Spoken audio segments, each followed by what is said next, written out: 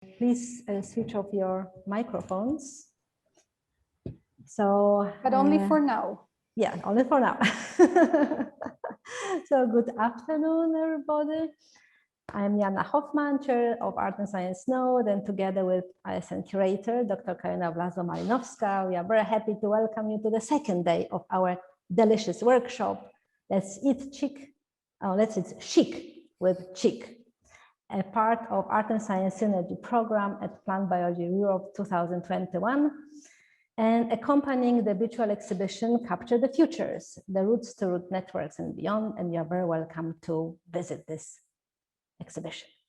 So yesterday, together with artists, scientists, and world pastry champion, we learned about the health benefits of inulin extracted from the chicory root and how to make delicious cakes with inulin instead of sugar, and also about the extravaganza chicory cappuccino. So let me introduce again the heroes of our workshop, internationally renowned artists, Scott and Marille Hahne, based in Zurich, initiators of this workshop who participate in the Artist in Residence program of Art and Science Node at the EU Chicory Consortium. Matthew Rode, the innovation manager at Sensus, famous inulin producer from Wageningen in Netherlands. And last but not least at all, Jordi Bordas, the world pastry champion, and Adriana Jaworska, head of RDI at Jordi Bordas Innovative Pastry Education. So today we are going to explore and evaluate the results of our cooking efforts. So dear Karina, please take the microphone. Thank you, Joanna. I will just add that Matthew is reaching us in just a few moments, while Adriana will be representing Jordi Bordas Pastry School today. And let me just show you what is about to come today. I will just mention that today we are not live streaming to Facebook, and you can feel free, more relaxed, and open up your microphones when the evaluation will be on to speak up. Not only evaluate by our interactive platform, but also by just talking to us, because we would love to get your feedback about your maybe first experience with inulin, oligofructose, and this world-class recipes that you managed to prepare. So before we go into the evaluation and tasting, I would like to give the floor to Jill, as she prepared for us a little bit of a history on the chicory coffee. She also will introduce how you could possibly prepare a chicory coffee on your own without a ready-made thing, but out of the chicory plant that grows maybe just in front of your doorstep. So Jill, and then we will evaluate the chocolate souffle and lemon pie, and we will discuss a bit all together. So Jill, the floor is yours. Thank you. Actually, you can download this apparently as a PDF from and I also sent it today also to all the participants. Hello. Oh, and Matthew is with us. Hello. Hello. Okay. So Marilla's actually Marilla's brought over, we've got live chicory growing along our river. And so Marilla's brought over a chicory root that we're going to roast into coffee. And I'll talk about that later. But right now, all the flowers are closed, as you can see. But it's quite a good specimen. And we have hundreds and hundreds. I counted 32 chicory plants just along our road yesterday. So we really have this native bush. We have a history around that native bush. It's a long history of restrictions and colonial trade agreements, actually, boosted by coffee as a coffee substitute. So what's interesting about this is that chicory coffee in the past was always a substitute for real coffee. But one would wonder, considering the potential health benefits, whether in fact people's health was improved by this ban on real coffee. So that's quite interesting.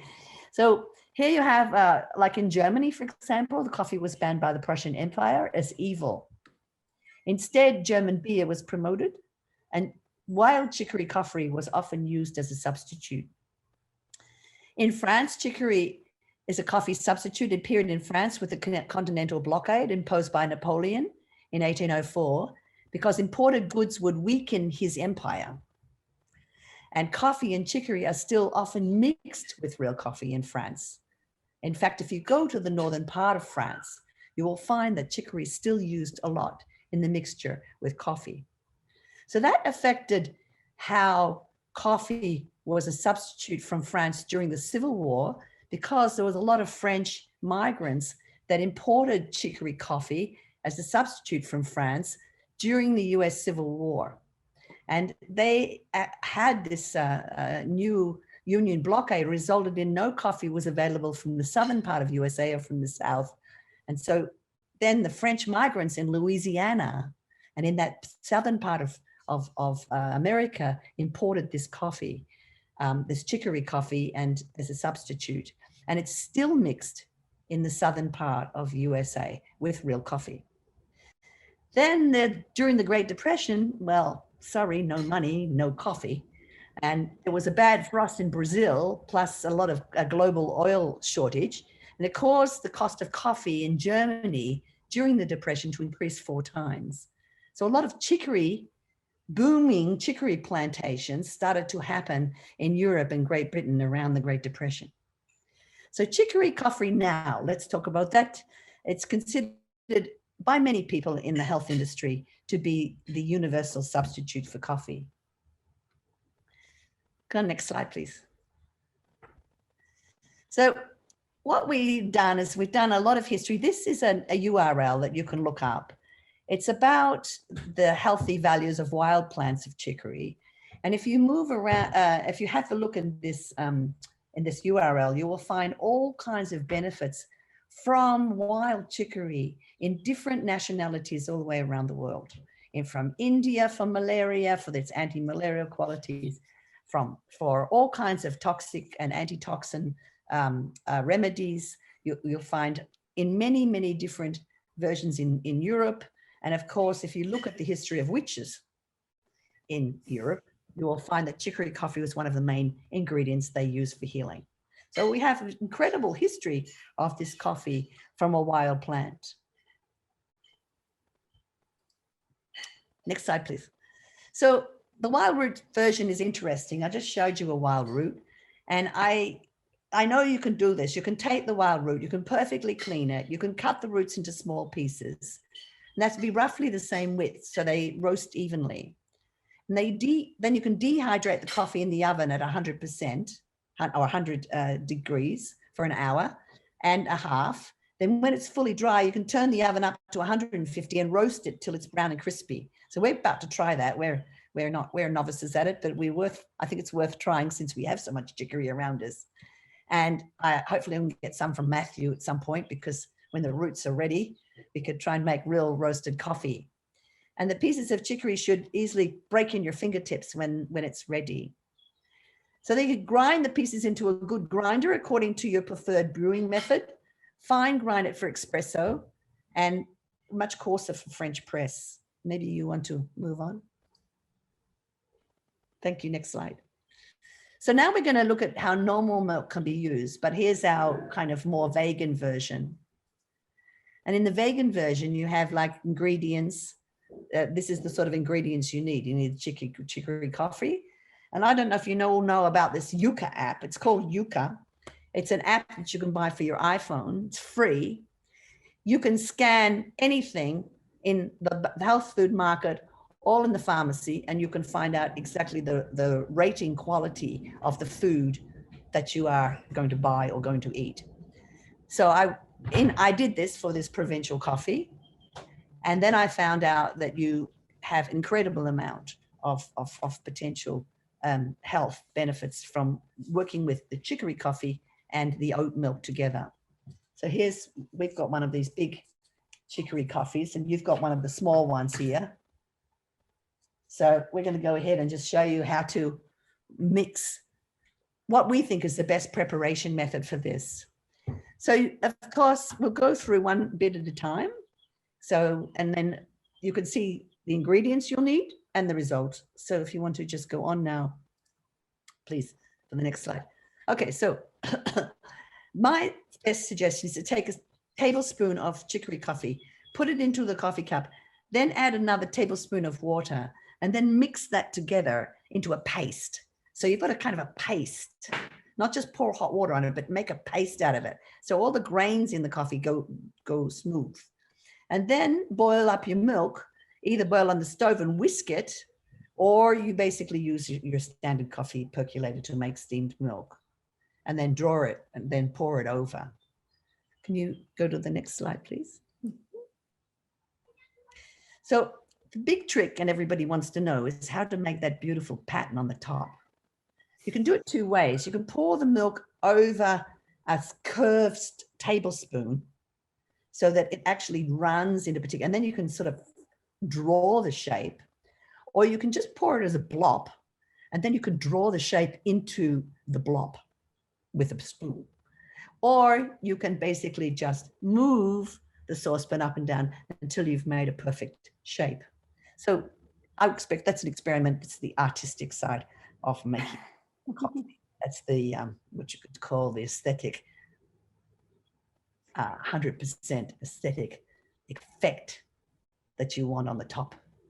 And so I would say that now you can make your coffee, because in the evaluation, the coffee is part of the evaluation, because when you taste coffee, it doesn't matter if it's chicory coffee or normal, it changes the way the mouthfeel and the texture and the smell and the taste functions. So it's really important that we also have the coffee while we're doing the evaluation test. Okay, that's it. Thank you very much. So one thing, I sent the PDF with what you just saw to all of the participants today, and also asked about preparing the coffee just before the event. But if you haven't yet made it, you can do it. It can also be black if you have no milk and no time to prepare it. However, Jill's description is so wonderful that I'm like sad now that I only have black coffee with me. Thank you, Jill. Actually, when Jill was telling us her research on the chicory coffee, I also did find something additional to this. I found this book by Dr. Arthur Hill-Hassall from the end of the 19th century. It was titled, I have it written down here, A Compendium of Food Microscopy with sections on drugs, water, and tobacco.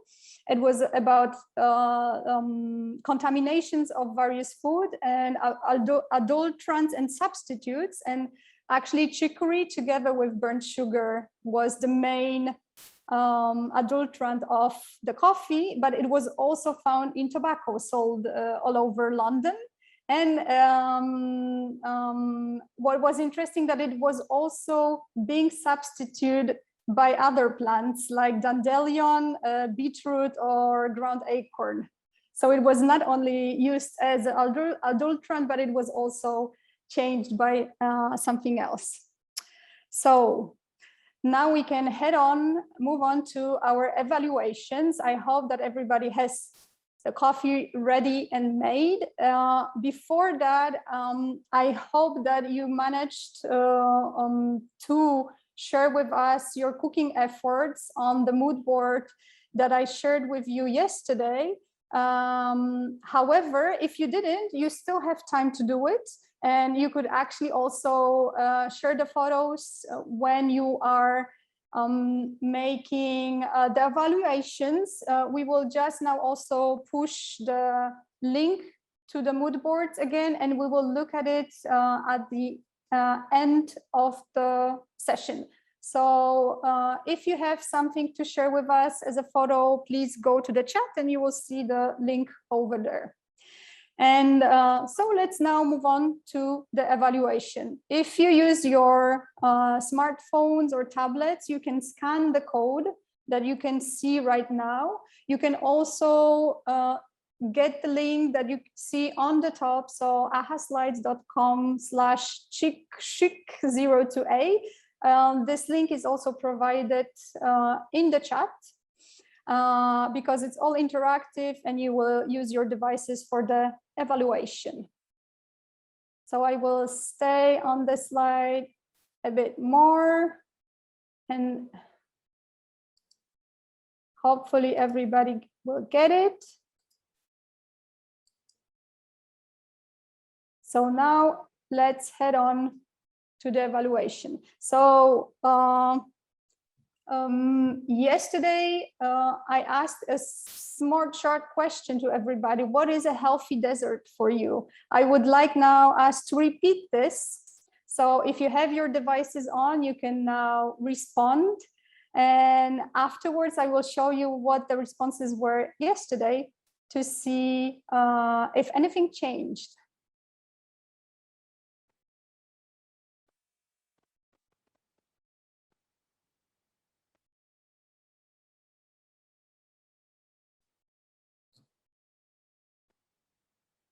Fruity, less sugar, tasty, light. I remember I would myself just write 100% chocolate, just a bit of it. Healthier sugar, less sugar.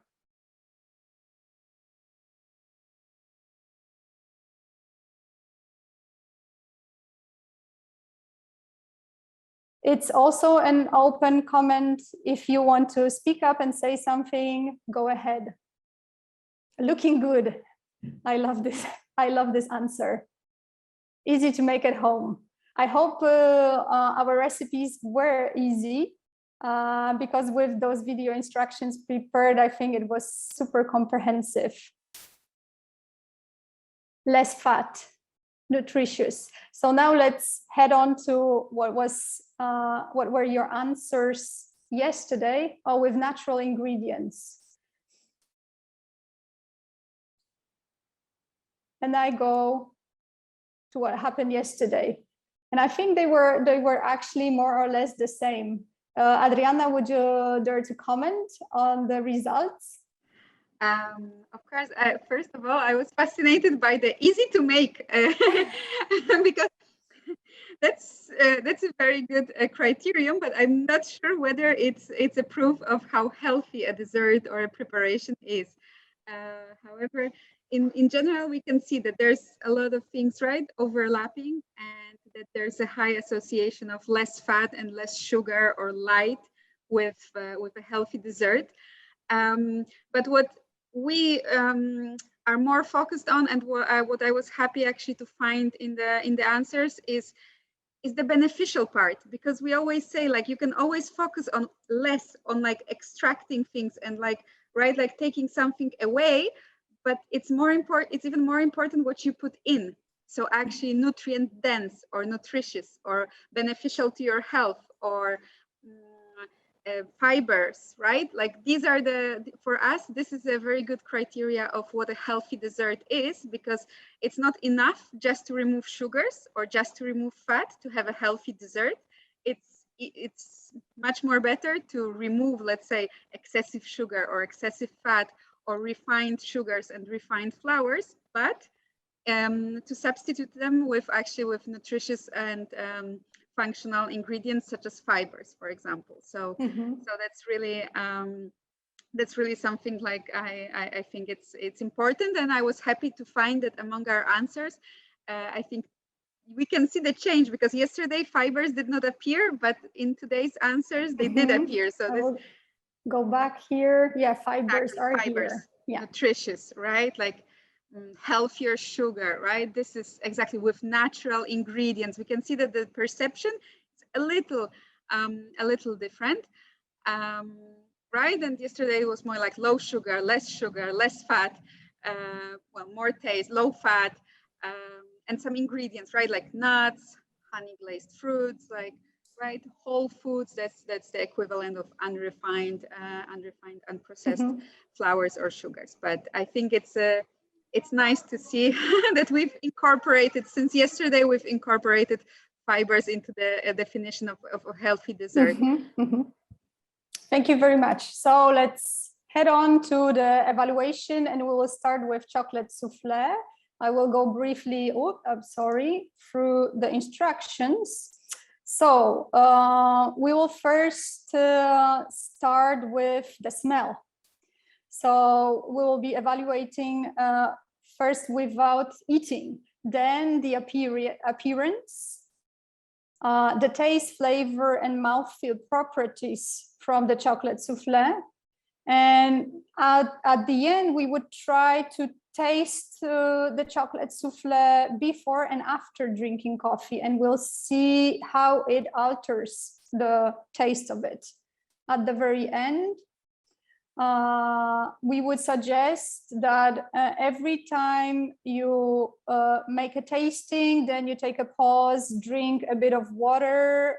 You can also, if you have, throw a bit of toast or bread between the desserts. So let's head on to the first of the categories. So the smell, the odor of chocolate souffle. So we would like you to carefully punch a hole inside, not taste, not eat, but just smell the chocolate souffle. Can we see people's chocolate souffle by them turning on their... If you, that would be actually fantastic. Thank you, Jill, for this. To see all the chocolate souffle. Yes. Before we exactly. all in them. Amazing. Awesome. This is mine. This is the top of it. This is ours. And look, Ines has got a beautiful one. Can you hold that up, Ines? Wow. Can we see the others just quickly? Nice. Christina as well. We see Julie. And I think Cecilia had also, yeah. Wow. Look at all the souffle. It would be great. Thank you. It's an encouragement for those of you who maybe still didn't have time to make them. So you, so you see, it's not that difficult. They're quite easy to make, actually. I think it's that's going to be one of our standard things to be able to make the souffle.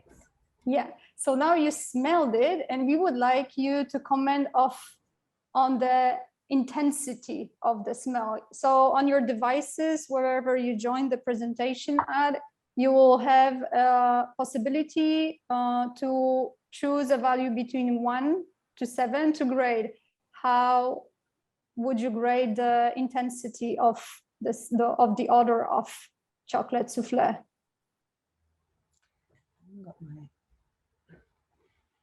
What do you think about it, Jill? What's your opinion? Well, ours smells fabulous. First, I have to photograph it before we kill it. We want to photograph it before we kill. But yeah, it smells fantastic. I mean, it's really a good. It smells really nice. It's an excellent substitute for the nasty bought chocolate souffle. Smell again. If anybody would like to say something, add something, you can all unmute yourself and go ahead. So these are odorants, in fact, was what we're talking about. Odorant molecules are now floating up into your nose and then through the epithelium to your olfactory bulb, and recognition is coming from the brain. So we are really giving this experience of odorant molecules here. Would you say, Adriana, that with the substitute of sugars, the intensity of the odor is affected? Well, actually, there are many factors that affect the. You probably also could say also the temperature affects, right? Affects like how the molecules, like how we can perceive them. So anything from the temperature, from any sugar substitution, from whether we put chocolate together with milk or with cream, or we put it with water, right? It really changes. So that's what we were talking about yesterday, that while working with water, we really try to bring the chocolate flavor, the intense cocoa mass flavor, because if it was made with, let's say, with milk or whipping cream, you would definitely notice how the other intensity goes down, or actually what comes up is the dairy, right? The dairy flavor, the dairy notes that we can smell. Okay, so let's get on to the appearance because I'm sure everybody wants to taste. So now, so how about the smoothness? So you look at your dessert, you already have a hole in it made, and you can evaluate only visually how smooth you think it is. I think Jill maybe some issues with this, as she has some issues with inulin yesterday, actually. Yeah, but that's more in the guts than in the mouth. I think the appearance of the smoothness is, I mean, it's what's interesting about it is it's very, very light and fluffy. That's what I would have to say in terms of the improvement of the actual smoothness of it. It's light and fluffy inside. So like I can show you maybe that when the fluffiness of it is absolutely amazing. So it stays on the spoon, it's fluffy, light. It's not a heavy dessert. Mm-hmm. And I saw somebody added a 6, so he or she thinks it's quite rough, not as smooth. Would you dare to comment on this, CHiCque? Yes, it's Cecilia speaking. Can you listen to me? Yes, yes, we can. So I did an experiment and I put one in the freezer overnight and the other one I left it in the fridge. And so +4 and -20 more or less. And the one which was in the freezer, so -degrees, it is not smooth at all. So the texture has changed. This means that I have done something wrong, I guess. Because yesterday we were told that the freezing is not affecting the texture. If I may, Cecilia, thank you for sharing. That's a very nice insight. Well, actually, the freezing does not affect the texture when we only use it in order to take away the acetate strip. The thing here, what happens is it actually has to do with chemistry. All pastry is chemistry. When you freeze, what we're making here is an emulsion between chocolate and water, right? Mm-hmm. And so we make this emulsion, but what happens when you put this emulsion, they stick together, the molecules stick together. But that's why you use the lecithin powder. You need some strength to stick, for them to stick together. But when you put them in the freezer, the water has the capacity, when it changes the physical state, the water expands roughly by 10%. So from this union, actually the water starts breaking apart and creating crystals and cutting into this texture that you had. The beautiful smooth texture of the emulsion is actually being cut right through. So obviously what you now have is a broken emulsion, just like as if you were doing an emulsion and it breaks and it doesn't have the nice smooth texture. Lecithin, there are various emulsifiers, and lecithin is one of the emulsifiers that do not support freezing well. So if we were planning to make this mousse, and actually sometimes we do at our pastry school for freezing, we would use another emulsifier, one that can sustain well freezing and thawing, because this is what happens to your mousse. So I think the one that you left in the fridge should still be smooth and fine. Yes, okay. I will try that one. Yes, thank you. Thank you for this explanation. That's an amazing opportunity to discuss a little bit of what happens sometimes, because many people. So this means that if I want to offer it the next day, then I have to leave it in the fridge. Not in the freezer, but just in the fridge. And how long can it be there? Like 2 days? Yes, that's what we said. Like if you're using fresh eggs. Yeah. Then maybe 1 day is safer, but if you're using pasteurized eggs, normally even 2 days would be fine. By the end of the second day, but you should put them, let's say, in a container so it doesn't also dry out too much, because obviously it will also it will also Yeah. change the texture based on the humidity and the cold in the fridge. So, Mhm. but Mhm. yes, better to Okay. keep them in the fridge. Thank you. You're Okay. welcome. Thank you so much. And we head on to the porosity. So we are still, I have a question. of And course. the souffle on the top is really nice and fluffy, but on the bottom it's kind of liquidish. It's a bit still too liquidy. What was our mistake?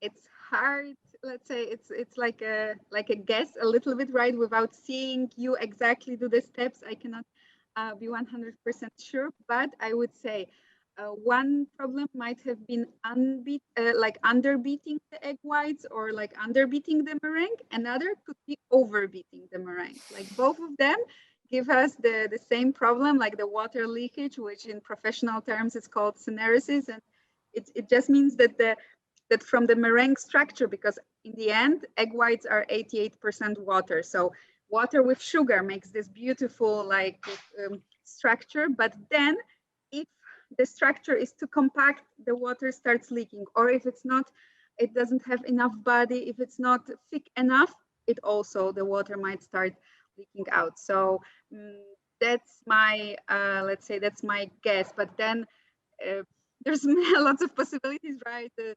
temperatures, the various conditions, like how long the freezing, exactly. If it was frozen for too long, also during after the freezing and thawing, it can have the same problem. But the best guess would be underbeating or overbeating the meringue. It's probably underbeating, I think. Yeah. But thank you. Thank you for your answer. You're welcome. Yes, and Julie also added that she had the same issue, but she couldn't use the lecithin that she couldn't find at a store. That's why water and inulin did not mix together well. So would you dare now please evaluate the porosity of your dessert? So the porosity means the number and size of the pores in the sample. And I would say that probably it should be quite porous, right, Adriana? Porous. Yes, that's right. Like, I mean, we want a spongy, right? Like airy texture. So like the pores are actually like equivalents of air pockets, let's say. So so the higher the porosity, the better. That's actually a very satisfying result. I will take a screenshot. We are also recording, so we will have yes, the just results. Yeah. Okay, so let's head finally to taste and flavor. So now you can take the whole spoonful of your dessert and try it out. At first, we will evaluate the total flavor intensity. So do not think about now bitterness, sweetness, sourness, but think about the intensity of the flavor. Is it mellow or is it very intense? And whatever it is it good? You can comment on that.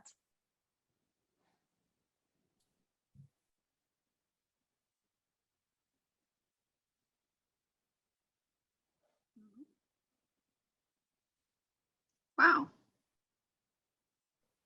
Should it be very, very intense, Adriana?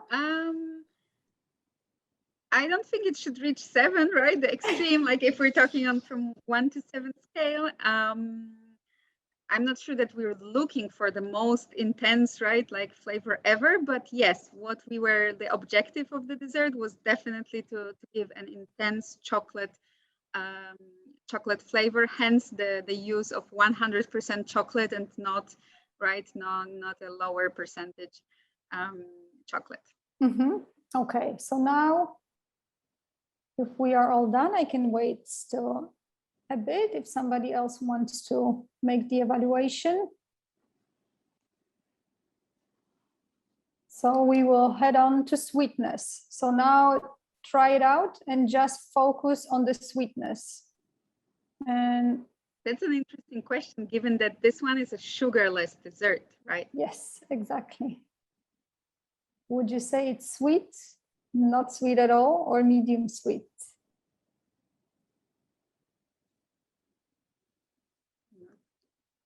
Oh. So we have the medium of the medium.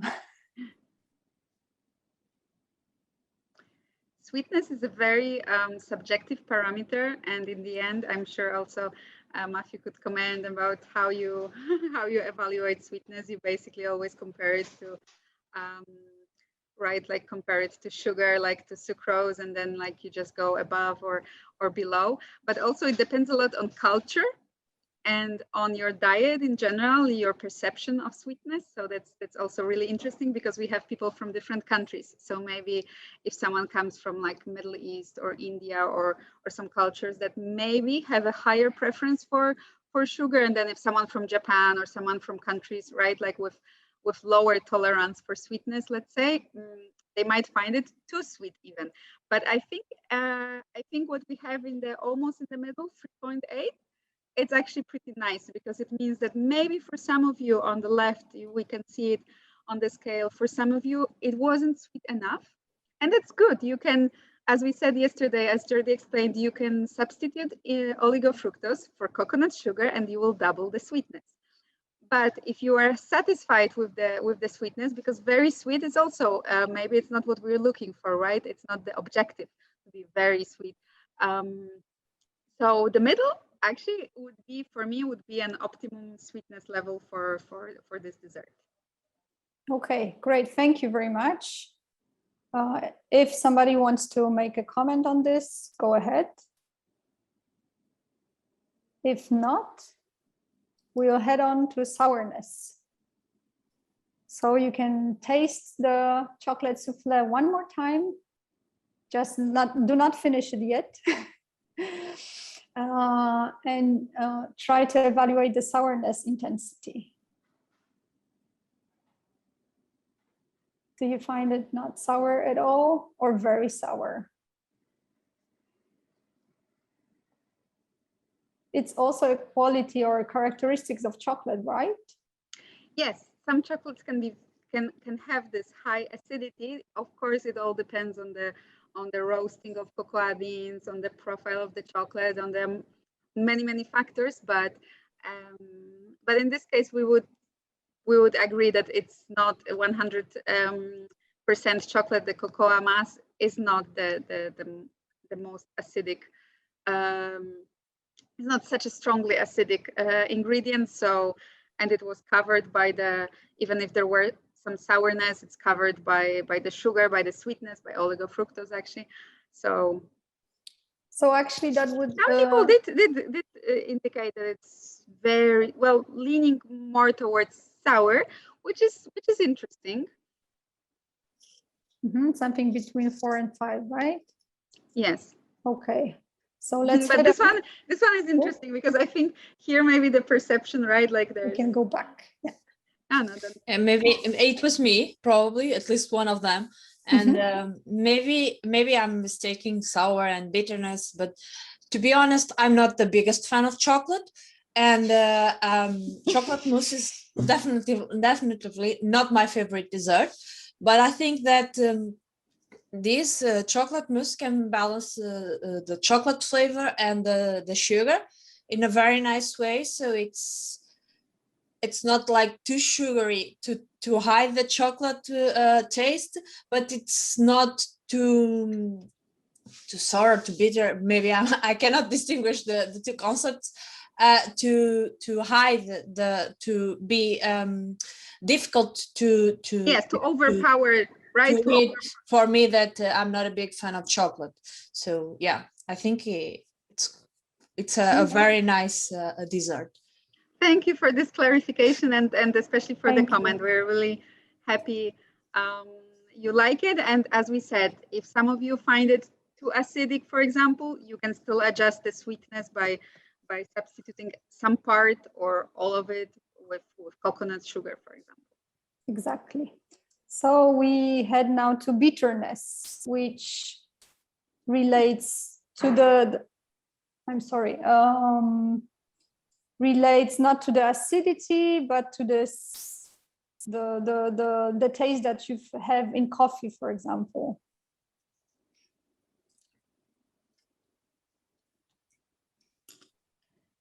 Is this interesting that it, for the time being, it's quite low? Well, it's gonna change. I can see it changing. Because I was gonna say I'm very surprised that the bitterness perception is so low, because in the end it is cocoa mass. It is, Yeah. And it is a fiber with sweetening power, but not as strong as sugar. So, but I think it means what we see now just means that it's a well-balanced recipe in terms of bitterness. The amount of oligofructose, would it be, if it would be more, maybe it would be too much, right? But like it's enough to actually to cover the bitterness. Otherwise, we would see a lot on the right side of the scale. Okay, thank you very much. And now we go to texture and mouthfeel of our desserts. So go ahead. We'll evaluate the elasticity. So if you still have a bit of your dessert, so try to press it with your finger or the back of the spoon or a fork, and try to see if it springs back. So the faster it springs back, it comes back to its original position, let's say, the more elastic the sample is. Would you say that it is elastic or not at all? Or for the time being, not elastic at all?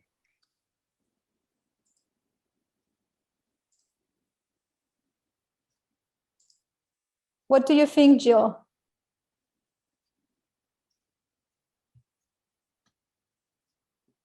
We made a mistake. I don't know what to do now. Yeah, sorry, we cannot. But We put it on not elastic and we meant very elastic. Yeah. What do we do now? Ours are very elastic. Ours just really bounces. It's not a problem. I'm not sure I can like go back because then I would erase all the answers. So maybe let's not do it. But I think that everybody somehow followed you. But maybe you can, those who also put the non-elastic, maybe you can actually comment on what you think about this property.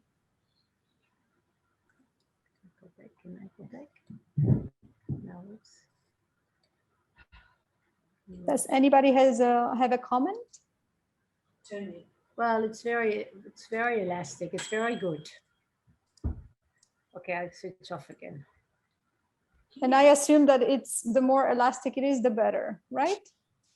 Not exactly, because if you imagine, Carolina, very elastic is like a gummy bear, or very elastic can be, very elastic can also mean too elastic, or like chew, right? Like hard to chew later. So it all depends, but of course it should have some elasticity in terms of like that a mousse that is not elastic at all, it means it can be too compact, right? Or that the spoon just like goes in and and because it's too liquid or too it has too much air, right? So like it's like a good mattress, if you think about it, right? Like has air inside, right? Like or something, or some fluffy pillow has to be a little elastic, otherwise you don't sleep well. But if it's too springy, maybe then it's also not too good. Yeah, I like how you visualized it. Now we know everything. Okay, so let's head on to creaminess. So we are eating again. So once you are tasting the dessert, try to spread it with your tongue. And the creaminess will tell you how easily it spreads and how it melts inside your mouth. Would you say it's not creamy at all? Then 1, or very creamy for 7?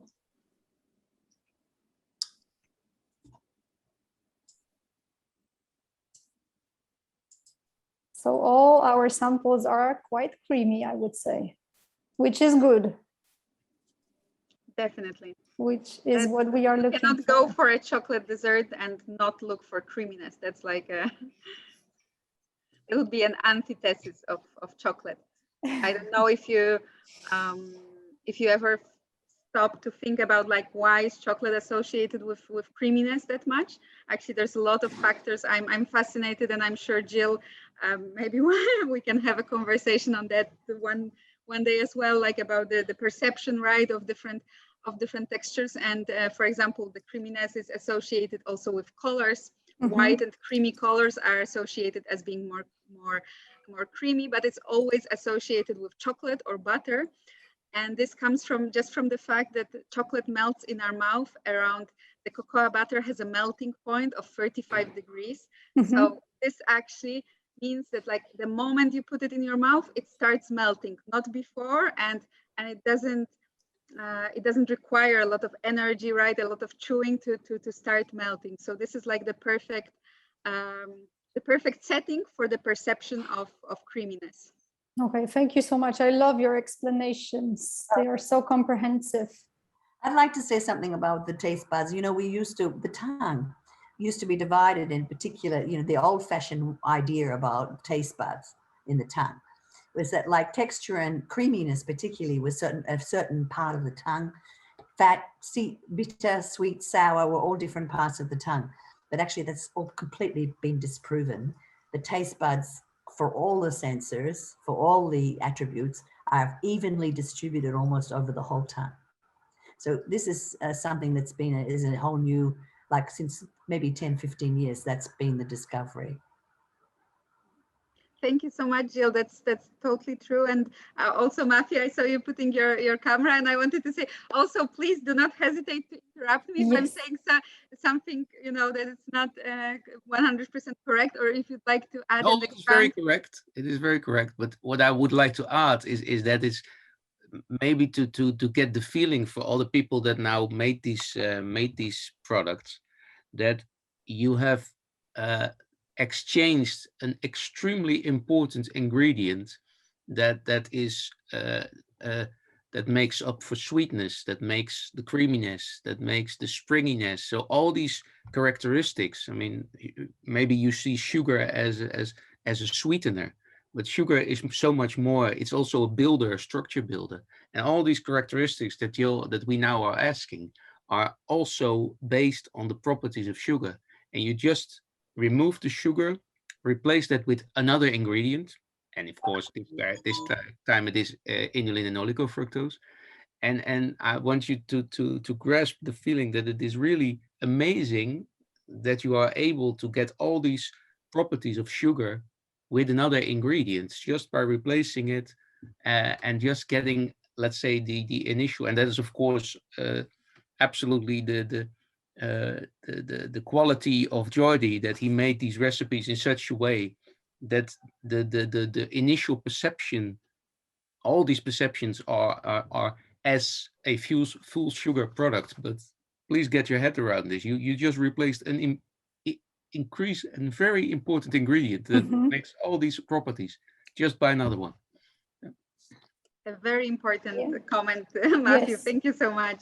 Exactly. Thank you for this comment. And we will head on to dowiness. So we would like you one more time to try the dessert and try to see what happens when you try to mold it. A doughy sample, doughy dessert would constitute a cohesive mass, and that would stay together. What about our mousse? I don't think that we actually are looking for dowiness in our dessert. No, not really. Dowiness is something that, right, like the name suggests itself, it would be more associated with doughs or masses, right? Like some types of cakes or butters or etc. more than a mousse, because a mousse is supposed to be light, so it's supposed to actually like dissolve, like we are supposed to get the creaminess, but then it's supposed to disappear. If it stays and we can still like have this like doughy, chewy, right, like feeling, then it means like we actually failed on making it light and airy. But do you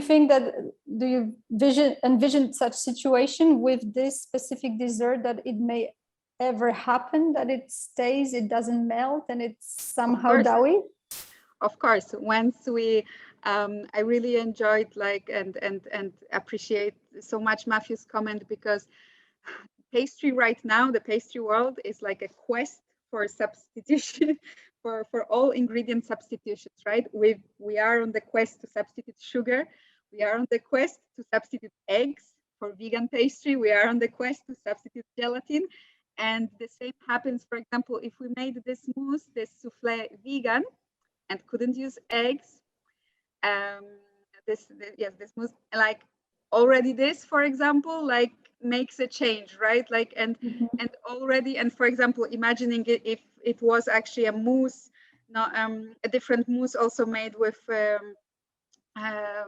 other proportion of chocolate, or like a milk chocolate and gelatin, and instead of gelatin we have to use pectins or other gelling ingredients that actually do not melt in our mouth the same way gelatin does. So actually this is the thing, that something can be, instead of being so light and airy and creamy and melting in our mouth, just substituting ingredients very much, we get maybe the look, we get the taste, but we get the texture wrong. And that's so important. That's why I say I appreciate so much what Matthew said, because it's true.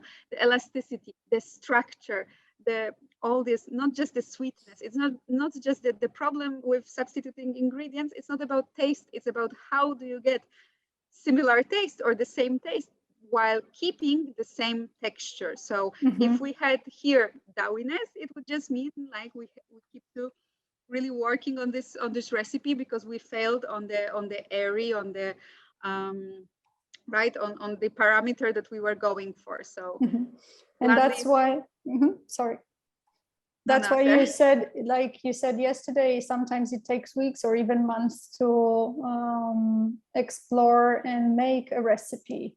So now the final question regarding the chocolate mousse: the taste and flavors change when drinking coffee. So we would like you to finally taste chocolate mousse, then sip some of the chicory coffee and taste it back again. And after drinking coffee, after the second taste, we would like to ask you, what's your opinion on the overall change of the dessert flavor intensity? So you can write a short statement. It can be a single word or just 2 words: more intense, less intense, whatever you wish to. More bitter, less bitter, right? Yes. Like less sweet, more sweet, like anything. Do you think the coffee affects the flavor? And now everybody's drinking coffee, trying again. So it may take a while. But as we know already and intuitively, it will affect it. Oh, we have a first answer. Slightly sweeter. Of course. It's contrasted with the bitterness. Just the same. Wow, more intense and sweeter. More intense flavor.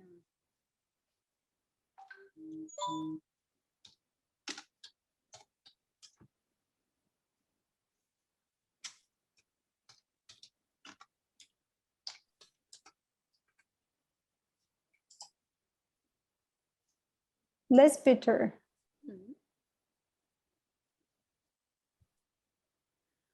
Would you say that less bitter and something and slightly sweeter, right? It's the same.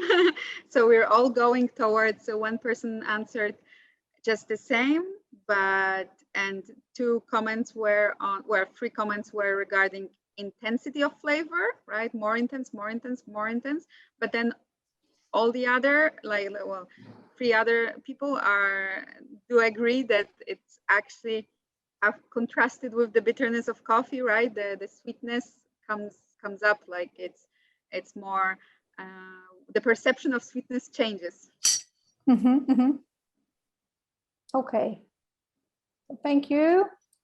And if you, at this point, because we are done with the chocolate souffle, if you have any questions, you can post them here. You can also speak up, feel free. If you want to just make a comment on your efforts, on how you felt working with inulin, it's also a place and a moment to go. I'd like to say something about why there's more intensity after coffee. Mm-hmm. The reason is because the taste buds take a while to process the information and be recognized by the brain. So what actually is happening is that you are prolonging the recognition. So you are, consciously deciding that things have to be changed, and there might be change. It might be psychosomatic, but it's really much more to do with the fact that the taste has one taste followed by another taste right after it, and that actually causes a shift in intensity. Mm-hmm. Thank you. Okay, so we are now done with the chocolate souffle, and we are going to the lemon pie. So I would maybe first ask if and how many people did manage to prepare the lemon pies. There's a one. Wow, such a beautiful one. Impressive. Yes. I'm not surprised if overall we don't have many people, right, like who managed to prepare it. Maybe they might do it over the weekend or in the following days, because in the end it is a lot of work. It's more work than the chocolate souffle, right? Yeah. Jill is also coming with hers. Just the meringue missing. Yeah, but the meringue's missing. And the reason is because that was the last thing we did last night. It was like mix the lemon and put it in this morning. But basically, it looks good. I did put a lot of agar-agar in it, so it doesn't drip out. I put a little bit more, actually. Okay, you'll tell us after eating. You'll tell us how does it feel with putting just a little more of agar-agar, because we pastry chefs are a little wary of home cooks who say like, no, I do it by by eye, because well, in case of some, of course not all ingredients, but in case of some texturizing agents, just a difference of 0.2 grams can actually really change the texture. So let's see, but it's good to experiment, Jill. So Indeed, the pie is a lot of work compared to the chocolate mousse. I had to finish it today because yesterday I didn't have the time to prepare the meringue. Mm-hmm. And I think I had a problem with the dough, because it is very, very, it starts to melt very easily. So I had to freeze it again and freeze and work with the dough for several cycles in order to be able to put it in the pan. And then I think I made a mistake with the oven, because I didn't ventilate it. I just turned it on at 150, and the dough starts to decrease through in the lateral side of the pan. It starts to decrease. So probably it was the temperature of the oven. I'm not sure. Yes, or also one thing, as you say, it's like right now in your kitchen, probably it's much warmer than, I don't know, than in the winter, right? Like this dough, it's really, it has to be like put in the oven, right? Like right away, and basically as cold as cold as possible, so that it slowly cooks, instead of like, yeah, as you say, like, right, melting a little bit and like going sliding on the sides of the ring, of the target ring. But really, that's something that also comes with practice, that it's as comprehensive, right? Like as we try to make the videos, like we said, it's important to work with, right, to take it out of the freezer, etc. But like it's natural, and then on the first attempt, sometimes we take more time. It's, as you said, you need to make adjustment, put it back in the freezer, back out, back in the freezer, back out, and it's normal. So would you suggest that for us to freeze the dough in a pan before putting it in the oven? Also, that might solve this problem. Yes. Okay. Thank you. I think you can also see in the instruction video that the dough is changing its composition. Yeah. Yes, it was melting super fast, and I was also, during the shooting day, I was putting it back in the freezer and back out, because it was melting just as we take shot 1, shot 2, right? Like scene 1, scene 2. So it melts really fast. This is the problem of making a let's say like a lactose-free pastry dough, right? Without butter. You wouldn't have this problem. You can make this recipe and you can make it with butter using pâte sablé recipe for butter, and you wouldn't have the same problem because butter. Can I say something too? Of course. It's a question about the dough, because there was a little bit of an issue about the dough melting in the dough.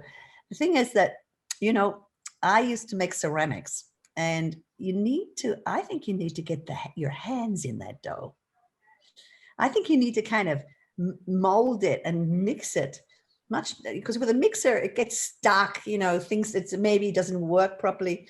But if you get your hands in and make it like really, really soft, you're emulsifying the whole thing much better. And then in the end, we've got perfect dough.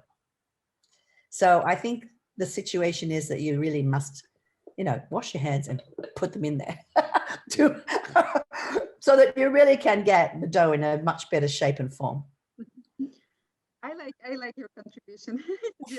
That's, you know, that's a way to innovate and to make improvements to any recipe. But yes, just for those of you who find it maybe too messy to work with coconut oil while making tartlets, the easy way is just to go for butter. But for health reasons, for trying to make a healthy dessert, let's say we prefer to work with lactose-free recipes, or not use fat of animal origin. So that's why hence the coconut oil. But you can substitute it for fat that will actually have a higher melting temperature and will allow you will have a bigger window of time to work with it, because we always say it like there's this right window of opportunity, like, and if you miss it, you have to start from the beginning and freeze it and take it out again. But if you want to make this window last a little longer, then you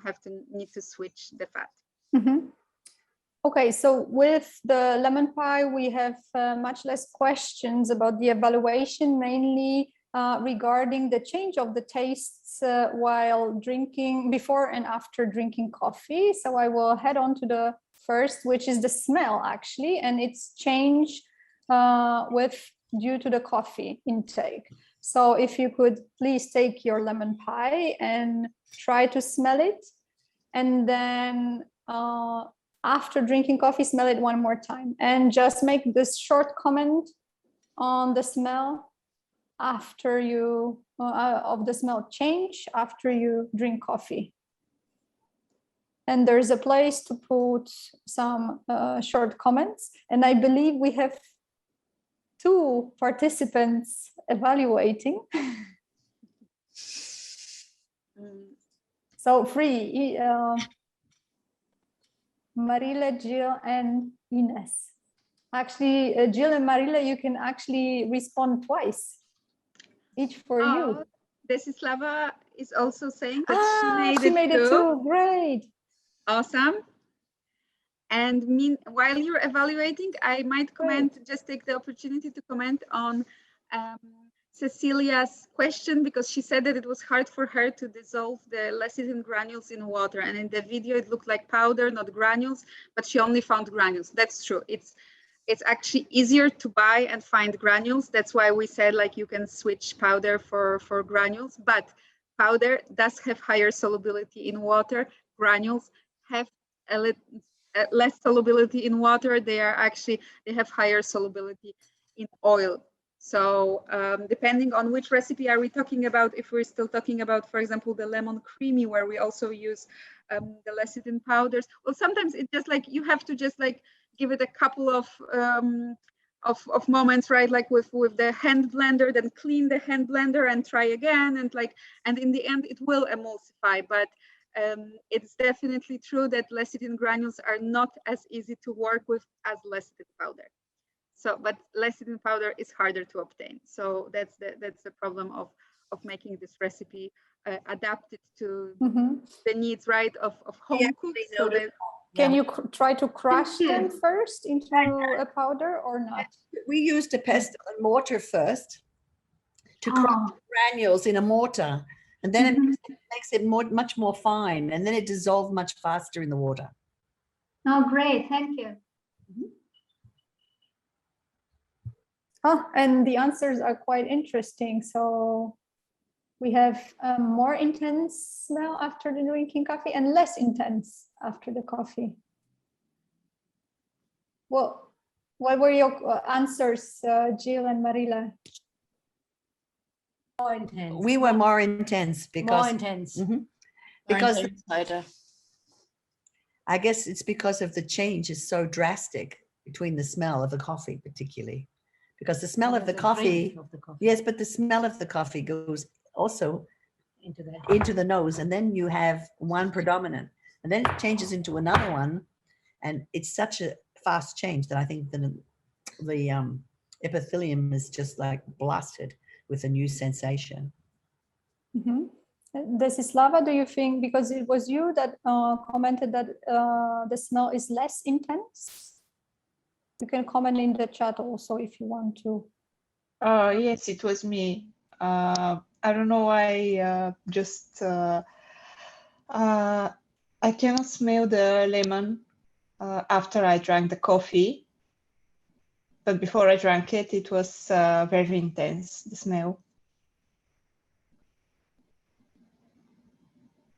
Okay, thank you. So that's actually a really good indication of how we, there's not only do we smelling, but we're also having associations to smell. So what's the earliest smell you can remember? And then you have to, that's an interesting question. Not the earliest taste, but the earliest smell. And our smells are very much connected to our memories. So it could be the diversity comes from the fact that our memories are affected differently. There are so many factors. So not only our brain can change it, but also our habits, as Adriana mentioned many times yesterday and already today, right? So let's dig in, and we would like you to try the overall intensity change. So you can try out the dessert, the whole portion that would have both meringue, the lemon creamy and the dough inside. And then after drinking your coffee, try it again and try to comment. What's the difference? I'm not gonna ask Adriana now not to indicate anything. Any answer?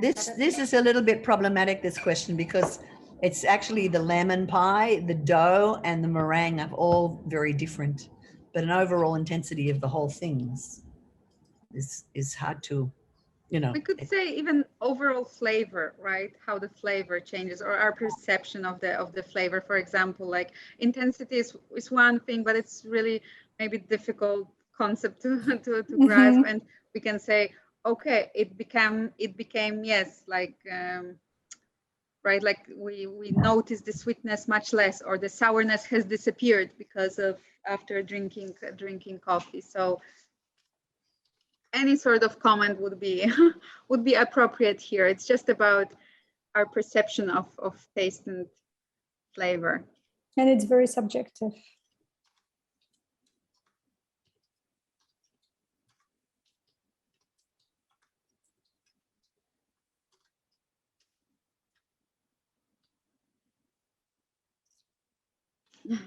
We cannot hear you, actually. I have a little bit of it here, so we're going to taste it. Just takes a little bit of time to do that.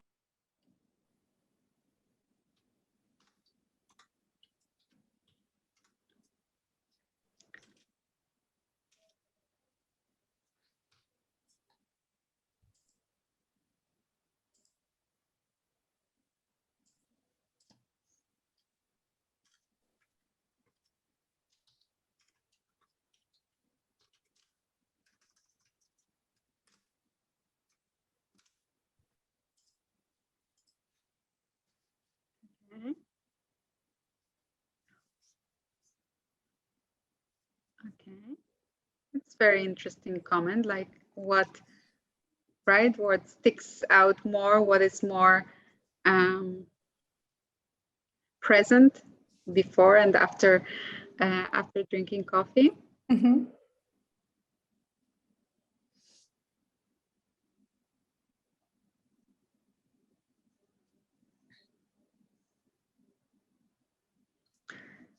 Well, Jill and Marille, your answers will be a tiny bit biased because of the lack of the meringue, but it's still interesting. I think you have more acidity on your dessert than other people because the meringue obviously was supposed to balance out the.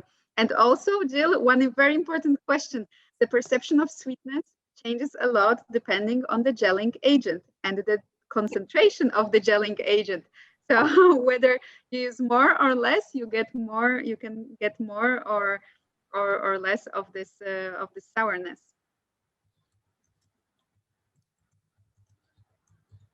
Yeah, we think the coffee took some of the sourness away. Okay. Do you find it pretty sour without the meringue? Yeah. Yes. Okay, Marille, thank you. Yeah, but I like it. I think it's delicious. It's and we didn't use lemon zest actually. We used another thing, which is a lemon, the interior of lemon dried. It's like not the shell of the lemon, not the skin, but the interior chopped up and dried. It's really, really, really nice. Did you prepare it on your own, or do you purchase it somewhere? Buy it in the health food shop, actually. Jill, that's a true artist in the kitchen, always innovating and always experimenting. So there are also slightly changes to be made more intense, but the sourness is less intense. Mm-hmm. This is Lava's comment. Thank you. Mm-hmm. And how about the meringue sweetness? Of course, Jill and Marilla cannot tell, but actually now try just the top layer of your cake and then drink coffee and taste the meringue again. Would you say it's less or more sweet? Or the coffee does not actually affect the taste?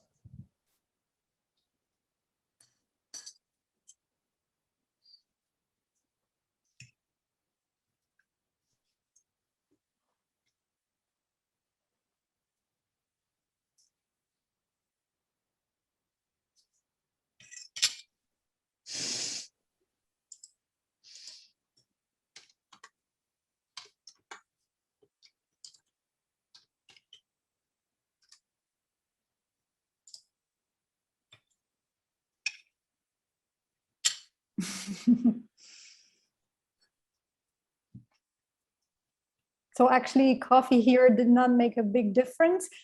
Actually, can it also be because the coffee got in a process cold?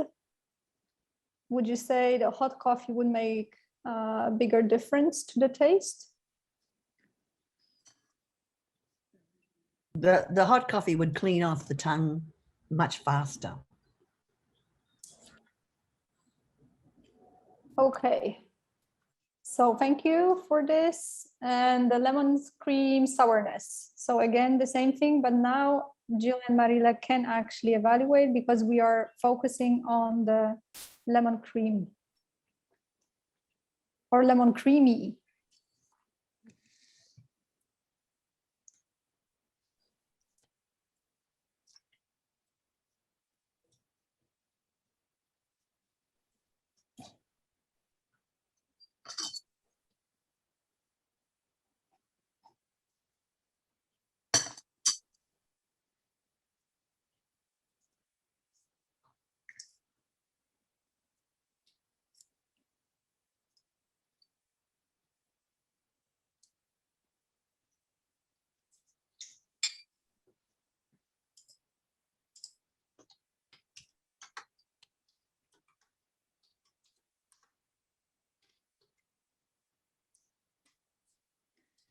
I just want to say that sourness might be the thing that we worked on the longest because we made various versions of this creamy, and it's really like First, we try the creamy alone, for example. We judge it's perfect. Then we put it with the meringue and the dough, and we say like, oh, not enough. Then we put more sourness, right? Like, and then again with the balance between the different textures and their taste, right?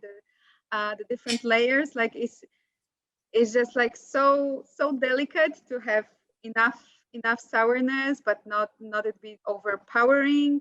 Let the meringue and the sourness of the creamy to actually complement each other and not be in this like fight in our taste perception. It's actually interesting to get such differences in this one, because what the case is that the coffee is bitter. Now, because coffee is bitter, it should add more bitterness to the lemon pie. So should it? I'm not, or maybe it should like act I'm as a not contrast. specialist on this sort of thing. Maybe Matthew could also tell us, like, if he has any experience and knowledge on this thing. I think it can also be a very individual thing. For one person, it can bring out the bitterness, and maybe for another one, like. You have now touched upon two tastes that are very difficult for us humans. So acidity is a taste that we can recognize, but we are not so much able to recognize a difference, as for instance in sugar. So if something is more bitter than something else, we are not so, I mean, we can of course to extremely low bitter sourness and extremely high sourness, we can distinct, but we are not so much able to distinct the really finesses like we can in sugar. There we can really on a half point scale, let's say, we can distinct differences in sweetness. We are very prone to that. Bitterness is a totally different story. We are most of us, I have to say, most of us are very sensitive to bitter. And that has, of course, an evolutionary reason, because bitter is normally associated with toxic. I mean, something that is bitter, we should not eat. We should, so we are very sensitive to bitter. The slightest hint of bitter, most people are able to distinct immediately. But again, differences in bitterness, we can distinct very difficult. We have much difficulty in distincting more bitter and less bitter. So indeed, if you're now mixing up these two very important tastes that we are, as humans, are not so good at in distincting small differences, I can imagine that there is some confusion in the answers here. Yeah. I don't know what is bitter and what is sour. For me, those two concepts are very difficult to distinguish. Yep. And even the taste, I don't know if it's sour or if it's bitter. It's something there. No, it can even indeed that because also sour is of course an alarm for us. So that these two, and that is very good that you mentioned that. For a lot of people, these two are not even distinguishable, because they are both an alarm for us. Do not eat this. I mean, if something is sour, of course, this does not hold for citrus, but if something is sour, then maybe it is spoiled, so you should not eat it because you can get sick. If something is very bitter, it is probably toxic, so you should not eat it. So our brain is immediately prone to that. Whoa, do not do this. So that we react that most people react in a similar way to these two very distinct tastes, but do not distinct between these tastes is very understandable. Yeah, can I just say it's quite interesting. Quite interesting. This, I mean, how sensory perception is assessed in relation to in relation to taste is really, there's a difference between sour, sweet, salty, umami fat, which I think is something that this does have a feeling of, and bitter. And bitter is much more the lemon idea, and sour is much more like vinegar. They're quite different, if you can maybe understand that. And then in smell, we really have this concept of smell is still divided into these things. chemical popcorn is one of the categories. Lemon woody, fruity fragrant, minty peppermint, pungent decay. So these are the sorts of categories. So you have like so many different sensory perception categories that we're not even exploring here. But I think that we have to start to think about how we can enhance our smell and taste by improving our using these kinds of assessments, because actually by identifying, we are actually possibly helping to develop and grow all of these different potentials within our sensory perception. And just for all your references, I mean, I am in a taste panel as well at Ocean Innovation Center. We are not allowed to drink coffee or anything bitter 1 hour before we participate in a test. So just to give you that reference. That's exactly what I was wanted to ask you. And we can see Julie, right? She was raising her hand. Exactly, that's what I wanted to say, Julie. I wanted to react on this because I also did a taste panel. I was not selected on the bitterness actually, but they gave us still results, and actually I was pretty good at the sourness evaluation, which was a surprise. And we had to drink blindly some water with either less or more or less sweet, more or less sour, more or less bitter, and more or less salty, which was not fun to try. And on the sourness, I did pretty good actually, but I think I don't eat that much sugar in my daily life, which is why I thought the dessert was actually quite sweet to me, but for the chocolate mousse. But I do drink a lot of lemon juice and a lot of chicory in my daily life. So those don't seem so intense to me in the coffee or in the preparation that we did. So I feel like the daily training, or dietary habits do impact a lot. At least on me, I saw it. So yeah, I just wanted to react on that. Thank you for your comment. It's very valuable. So maybe we can head on, I think, to the last of our questions on the lemon pie, the mouthfeel of the meringue. So one last time, would you care to taste the meringue? Jill and Marille, unfortunately, no.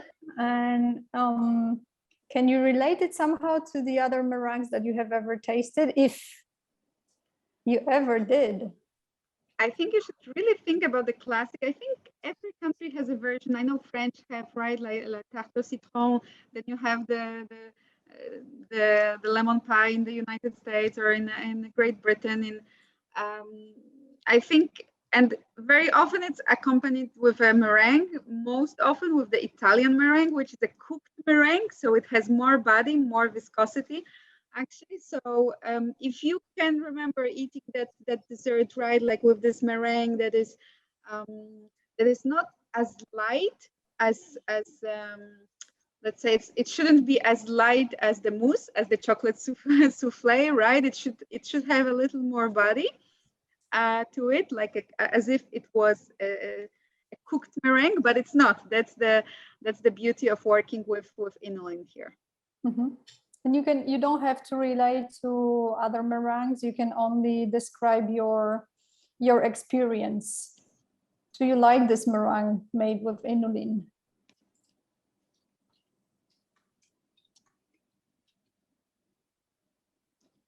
Or is it a texture that you've never experienced before? Is it a texture exactly similar to something? Mm-hmm. It's completely not similar to anything you have ever tried like this.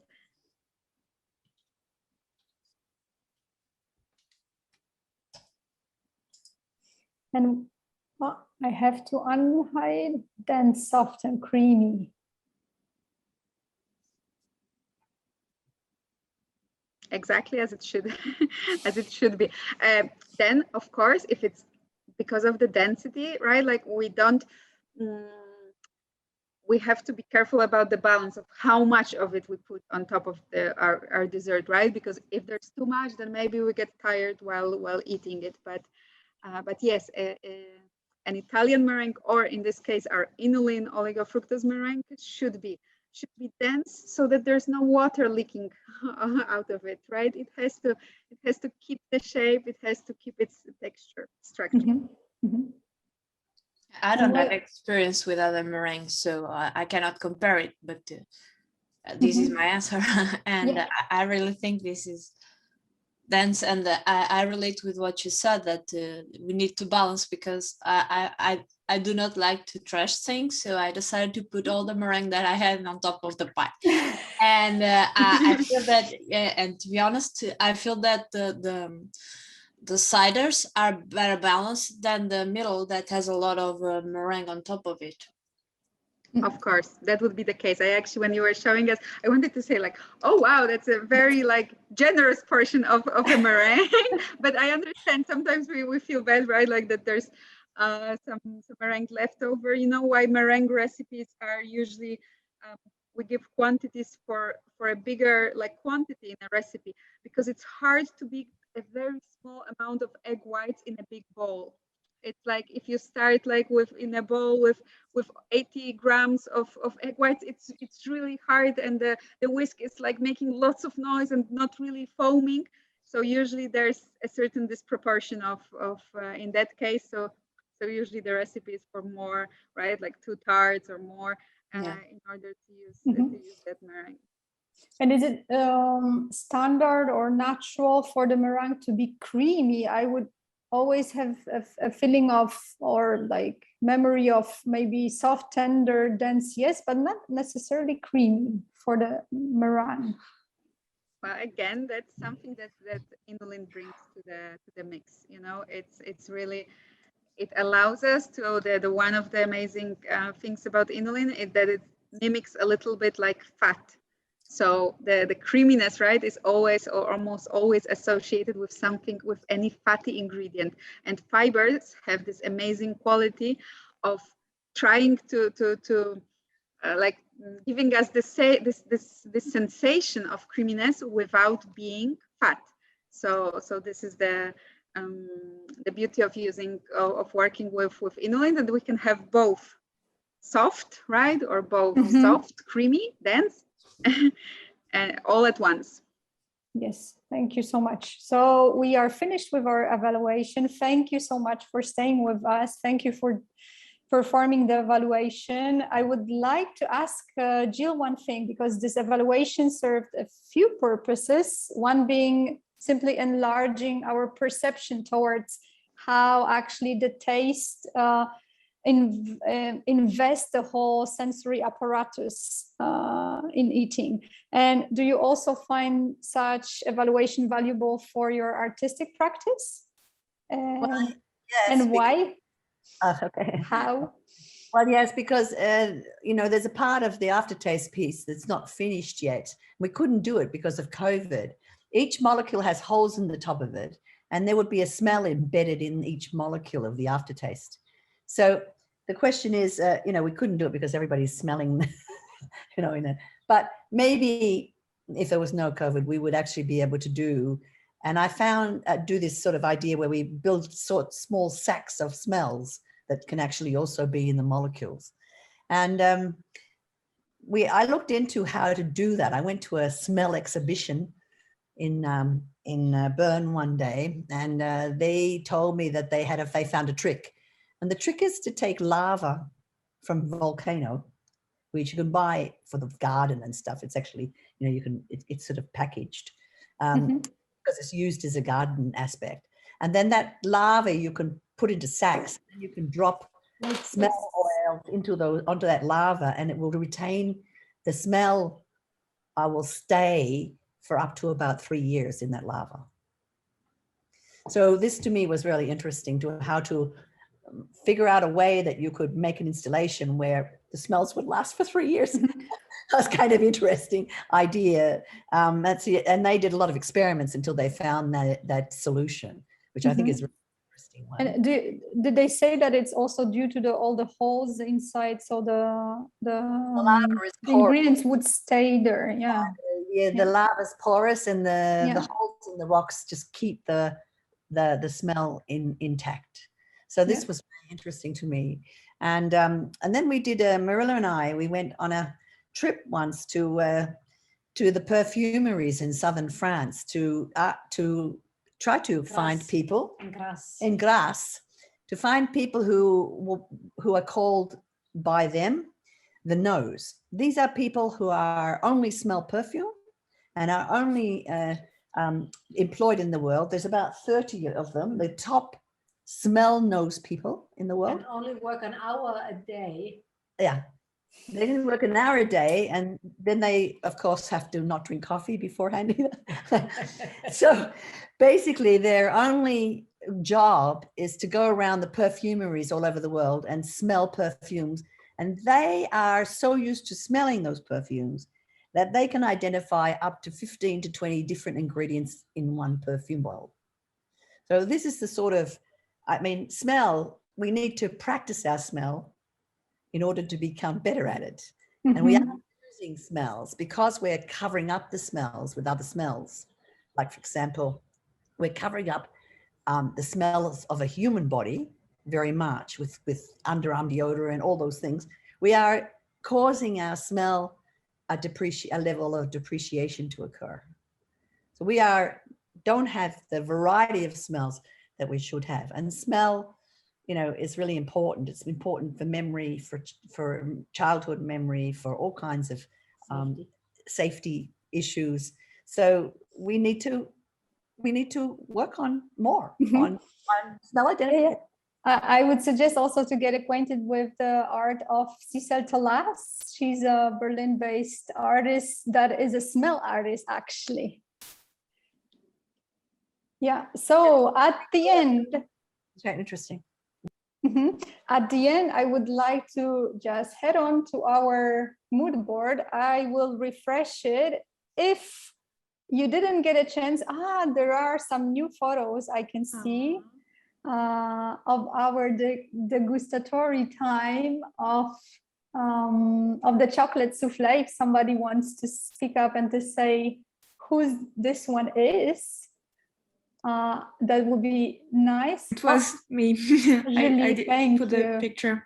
Yes. Amazing. We can also see Marilla and Jill at work.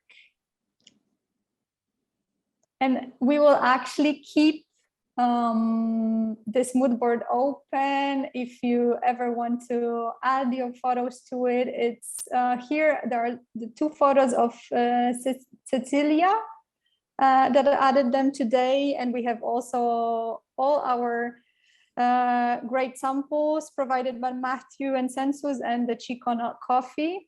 And I would like to ask my final question to Matthew, actually. Would you say that there is a potential that we would actually get the fructose, the oligofructose in stores one day more easily than now? That completely depends on the market. There is no ambition to be, I mean, we are a very strict, let's say, business to business company.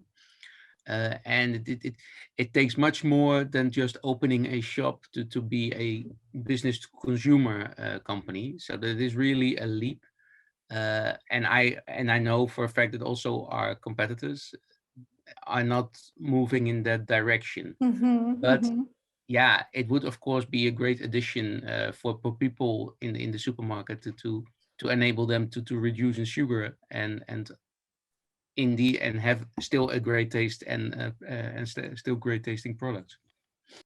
Yeah, I had a question on that direction because yesterday after doing the recipes, I was like, oh, this is not too hard to do. And I was tasting things while preparing the recipes, and I was thinking I would like to repeat this. And then I did a search for oligofructose, and I realized that everything was called inulin. So I don't know if there is any trick for us to distinguish between inulin and oligofructose, because I found some inulin that was labeled phospholigosaccharides. but I don't think that's just inulin. Guilty. I'm sorry. I mean, this is a marketing 101 for you. When our competitors, I mean, you have CHICque, you have Beneo, you have us. When we started with inulin, and inulin is the extracted oligofructose chain that is extracted from the inula helenium, hence the name inulin, and is a mixture of fructan chains, all ending with a terminal glucose, varying from size 1 to 60. So that is inulin. And then indeed that question for more sweet products came, and we can do that by enzymatically shorten the chains, still having the fibers, so still not increasing in sugar level, but having a sweeter taste. We have starting to call that fructooligosaccharides. Now, if you are a very, let's say, strict chemist, that's not true. It is just a mixture of inulin and oligofructose chains, because you break those chains in smaller chains, and you get a, let's say, even more complex mixture. Then the even more complicating part came is that some companies in China, but also Tereos in France, they make from sugar, you can enzymatically add fructose. And they call that, you could find it on the market as short chain FOS, so fructan oligofructose, which is, in fact, if you are a proper chemist, you call that short chain inulin. So unfortunately, we as companies are guilty to that, let's say, confusion. So sorry for that, but no, there is no easy way to distinct. Okay. So FOS is in general the name for shorter chains, and inulin is generally the name for longer chains, or the whole bunch of chains. That it would be the best. Most probably the manufacturers will not put it on the package. I mean, they will not put on the back of the package the chain length distribution. But that is something that should be the hint for you. Yes, if I may say something, Matthew, just to compliment, because we very often, the pastry chefs are asking us like, oh, but in my country, how do I look for this product if I don't have, I don't know, this company available, this distributor available? And we always tell them, you have to read the composition, the nutritional composition, because it gives you some hints. So actually, like there's the inulin that has 0 sweetness, and then you will find like probably 99% fiber, and like the sugar percent will be absent. Then you have the inulin that you have been working with, right, provided by Sensus, which is sometimes also in the papers called native inulin, right? And that one would have between 8 and 10% of sugar. So on the nutritional composition, you would find something like 8 grams per 100 gram, 8 grams or 10 grams of sugar. And in case of oligofructose, I hope you agree with me, Matthew, right? You would need to look for higher amount of those free sugars. So it would be around up to 20 in order for this to be the shorter inulin chains. And then hoping that it is not a reduced sugar, because then you cannot distinct anymore. And also the sugars that come from other, like cocos or from other fruits, because they have to declare it as well as sugars. So yeah, you have to really be a Sherlock Holmes to I would like to add something that I think is interesting in terms of long chain and short chain inulins. Short chain being, of course, the oligofructose. But the thing is, in the CHICque project, in Wageningen and also in Finland, in the VTT, they're working really seriously on how to perhaps shift the production of inulin in vitro so that it's longer chain and still retains the sweetness. And the longer chain is better actually for the prebiotic effects on the gut. So that's why I think your tendency to have too much short chain inulin might result in a little bit too much air in your system. So. It is Indeed, at the shorter chains, but I mean, we're talking about 10 as opposed to 20 or 30. The shorter chains tend to be fermented sooner, so faster in your gut, while the longer chain, the longest chains, are a bit lagging. So, but we have not found out yet how big that difference is. Yeah. So what we also have found is that if you incorporate it in a structure, like if now you wouldn't put it in a mousse but in a cereal bar, so then it is even more compacted and even more enclosed. That could have, but we have not done that could have the same retarding effect as long chain. Here also the application comes into play. Yeah.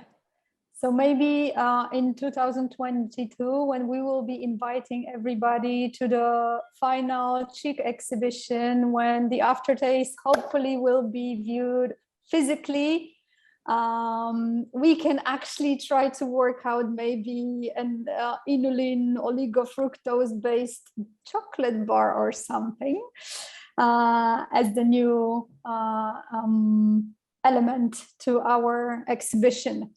So thank you so much to everybody. I think that we surpassed our time that we were planning to finish this with. Thank you for staying with us. Thank you for cooking. Thank you so much for making this evaluation.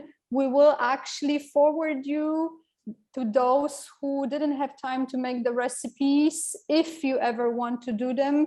Until the end of July, we will be collecting the evaluations, which will be sent to you as an online Google form to fill out. So whenever in July you will be able and you will be willing to prepare a lemon pie and you haven't tried it out, or the chocolate souffle, you will be able to still do the evaluation and send this to us, as it will be very valuable. So wait for the final email from me. And with these last words, I would like to end our meeting. And one more time, thank you to all guests and participants. I would like just to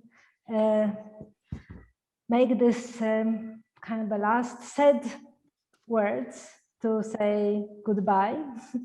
But also I would like to thank so much to Jill, to Marille, to Matthew, to Adriana. And Adriana, please convey the thanks to Jordi, who could not come today and be with us.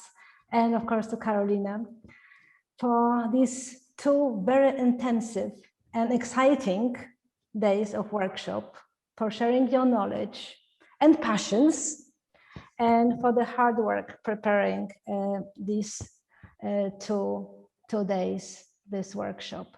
And I'm sure this time have inspired all participants and also the public to look differently at their everyday diet, but also you open for all of us new horizons for culinary trends, for our healthy future, but also the power of crossing disciplines, crossing milieus, and the power of this cross-disciplinary cooperation. And I would like also to thank very much Effie Metodiou from ISN for her support. She was adding all the links when you were here. And Macarena Sanz and Ronald Tipan from ID Consortium for their support and promotion of this event session.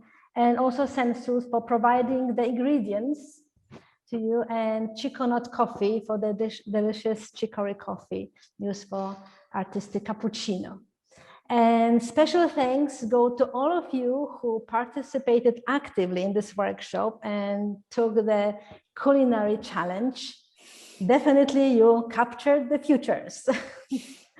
And I would like also to invite you to go to the exhibition website and check the artworks, and also be with us tomorrow for the events in the Art and Synergy program at Plan BOG Europe 2021. We will have a very interesting talk between artists and scientists about technology from the blue flower, the unnatural, that 2 is natural, also inspired by the chicory research.